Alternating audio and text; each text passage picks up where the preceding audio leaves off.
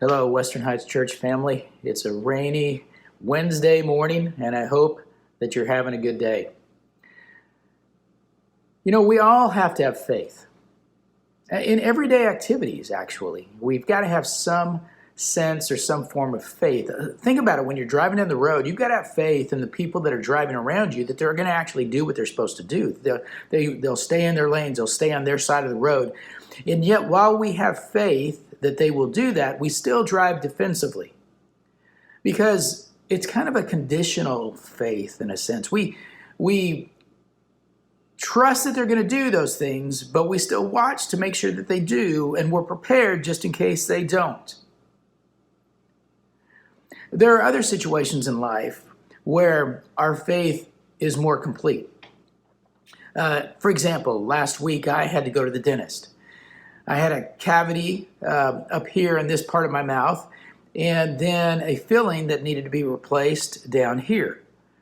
Both of those were necessary because if I let them go, then at some point I would end up running into problems. They would get worse. The cavity might, the filling may break. The cavity may get infected, and then I'd have to have more work done. And so what I did was I went into the dentist to let him fix those things. They began by putting some gel on my gums to help my gums to become numb. And then the dentist came in and he gave me a shot. Actually, the shot he stuck in my mouth up here and down here in several different places. And that was not a very good feeling. That kind of hurt a little bit. But he jabbed me several times. I lost count of how many times it was. Well, eventually the anesthesia kind of worked in there and it numbed my mouth, and then he began to work. He started with the cavity, and he began to drill, and he began to grind things, and I think he even used a jackhammer even. But it was okay because while I could feel it, it wasn't painful. And so he was able to spend his time on that, fix that, take care of it, and then he moved down to this part of my mouth.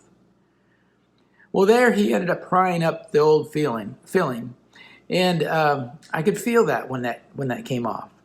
And then he began to smooth some things out by drilling again and grinding and using the jackhammer. And at that point, I just almost jumped out of the seat because my gum was not numbed enough. And so he brought the shot back and he began to jab my mouth again with that, and I could feel it. And he numbed that area of my mouth more so, and as a result, he was able to continue the work. Now, while I could still feel it, it wasn't painful, but it was very uncomfortable. After he finished, my mouth was sore, and yet it was numb, both at the same time for a few hours. But he got the job done. He took care of the problem that I was having, and he was able to fix those things and to make the changes that were necessary so that it would all work better, so that I wouldn't have problems in the future. In essence, I had to trust him completely as I laid there in the chair, trusting that he really was a dentist, that he really knew what he was doing, and that he was doing what was best for me, making the changes that were necessary within my mouth to help me in the future. When we think about God, don't we need to trust him unconditionally? To really trust that he is who he says he is, and that the things that he is doing in our life, that he's doing in our lives are things that are really for our best interests. I remember reading in Psalms 51 where David, after he had made some major mistakes in his life, he cries out to God and he says, "Create a pure heart in me, O Lord. Renew a steadfast spirit within me." What David is asking is for God to change him. And those changes were painful. It was a struggle for him. And as we read through Scripture, God works in people's lives, and the changes that take place in their lives are often painful changes, and yet they're very necessary. that he's really seeking to do what is best for them. And the same thing's true for us. The question is, do we trust God enough? Do we have enough faith in God? Do we trust him completely to allow him to make the changes in our lives that are necessary so that we can be conformed to the image of his Son? Are we willing to do the things that God has called us to, even when it's uncomfortable?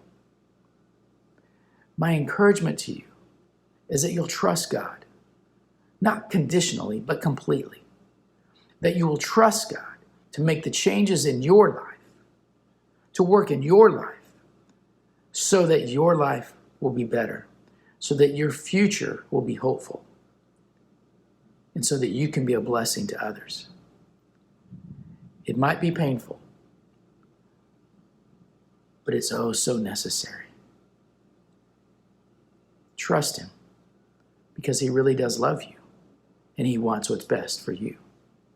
I hope this is an encouragement to you, and I hope you have a great week.